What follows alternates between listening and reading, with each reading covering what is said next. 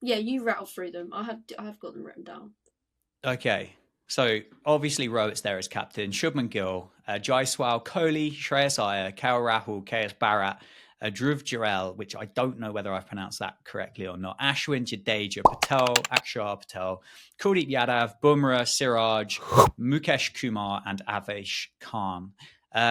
Which I tell you, the bit that terrified me the most is the fact they picked four spinners. So much choice, isn't there? And high quality as well. It's yeah, it's like what potent combination are they going to go for? Obviously, Ashwin's had a lot of success against England in particular in more recent series. And Jadeja, yeah, they're the kind of two that have been probably the most prominent for India recently. When they decide to pick Ashwin, of course, as he just dips in and out. But yeah, he's had a lot of success against England, and I'm sure a few of the England camp that have toured India in the past have got him at the forefront of their mind as someone to think about. But then also, you look at the most recent South Africa series. I know it was only two tests, but the way that Siraj Bumrah, as from a scene perspective, how they got on, it feels like a very well-rounded India team on paper, and in home conditions, they're obviously strong favourites, aren't they?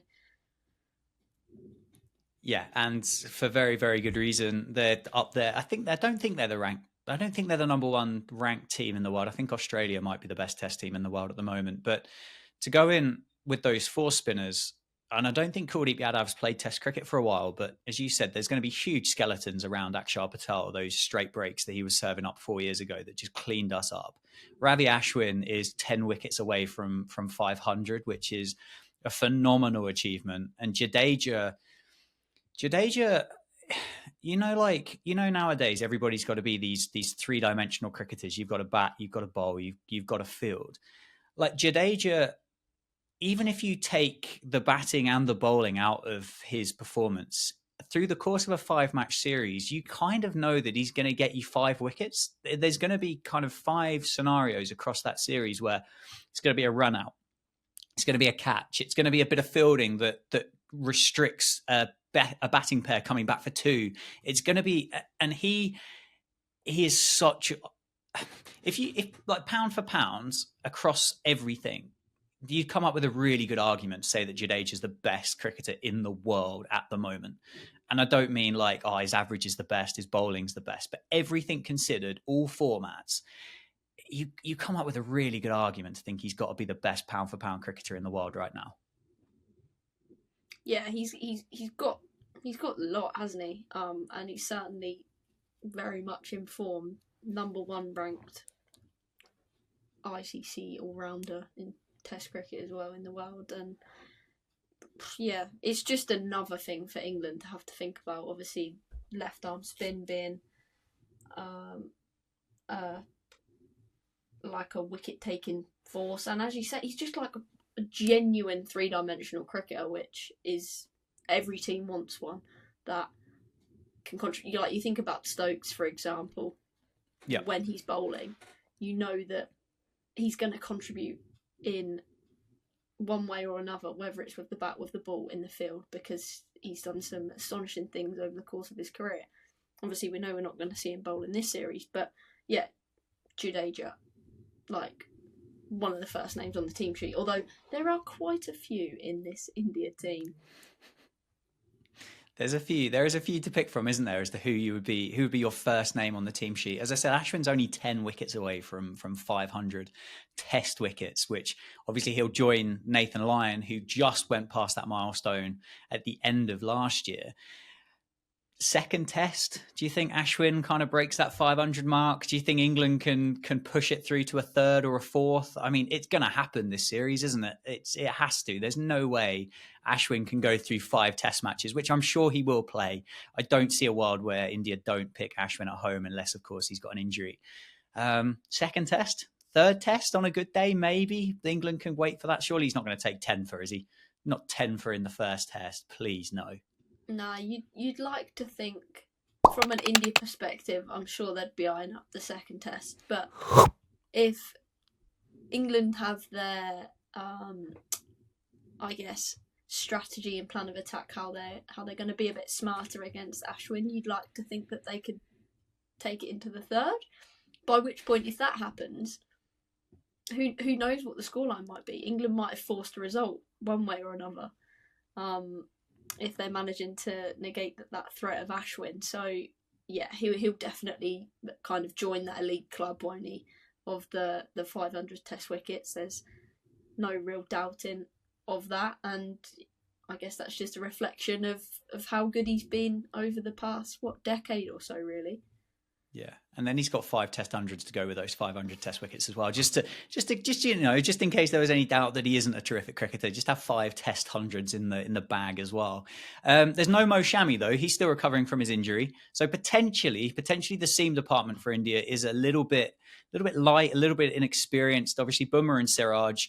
We all know how good Bumrah is. Siraj, for me, is one of those guys at the moment. He's quite. What's the best way to describe it? I'm not very good with words, but almost, which is ironic considering we're talking on a podcast, but quite kind of like a big moment player. He could go through a test match and not really appear to do much, and then all of a sudden, oh, by the way, there's 5 for 13 or something, and like we spoke about Stuart Broad, and you just go, oh, his knees are pumping, and all of a sudden he's got 8 for 15 or whatever it was that day. Like Siraj kind of feels like he's that same kind of like cut from the same cloth, that same kind of guy, like the momentum, the energy behind him. And all of a sudden you've gone, oh, we're in a bit of trouble here because Siraj has just taken 5 for nothing. Yeah, as you were describing and kind of getting your words out, as it were, I was thinking Stuart Broad-esque was what you were alluding to a bit. Yeah, like there's no doubt in he will probably win one of these test matches for India, obviously if the pitch is conducive to seam bowling. Do you know what I mean? We'll see him kind of, as you say, not almost fly under the radar, but you know that he's there and can quite easily have one of those kind of moments and real impact type of plays within a test to shift the momentum. And people often talk about how important momentum is in a test match, whether it's the end of a session going into the next one, or